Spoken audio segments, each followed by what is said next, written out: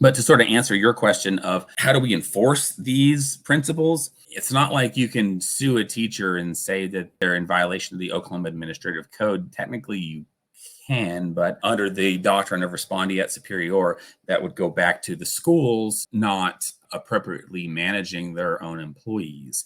And so what you'd have to do is sue independent school districts basically for failure to adequately hold teachers accountable to the principles, the ethical principles that are codified under the Oklahoma Administrative Code. The short answer is we probably need an ethics counselor commission. So, like the Oklahoma Bar Association has basically a ethics council or ethics board and a complaint process. So, if an attorney does something or the judge does something Yeah. that is unethical, you can file a complaint against them, and the board will review it. I'm not aware of any such process through the Oklahoma State Department of Education. What I would say is, hey, Ryan, maybe this is something we need to look into. Maybe the Oklahoma State Department of Education needs to implement a ethics board who can look at conduct of teachers, just like the Oklahoma Bar Association does. And parents or citizens can file complaints against teachers, and the board can conduct investigations into those complaints and determine whether or not any action is warranted, whether any violation of these principles, these ethical codes and principles has in fact happened. I think that's something that should happen, and maybe librarians as well, especially librarians in public schools, but librarians should be held to the same standards as teachers if they're in public schools, right? Well, and this is why this is important, what you're saying, because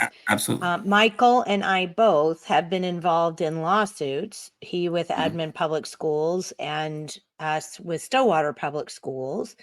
And basically what ends up happening is you either have to have an attorney who's willing to basically pro bono your case. So then we have to go out and pay an attorney. In Michael's case, he had to raise the money. In our case, we have an attorney, Maria Seidler, who is just precious and has been doing so much of this, raising her own money to do it for us. But then the problem comes in here. The school system has their own attorneys paid for by all of us, by tax dollars, that then go and try to beat us for holding them to a standard. So there aren't a lot of parents that can afford to do that or find attorney. There aren't 80 Maria Seidlers out who are retired and willing to do this on their own dime. And that's a great argument for why we need a ethics commission. Because, Matt, if these schools could lose accreditation and effectively lose money because of an ethical violation, handed down from a state board, the same way they would lose accreditation through academics or some other way, then that would give somewhat of a check and balance to the people to, go in and report these things. Say, hey, this is happening. They need to have some repercussion, because there is no repercussion now.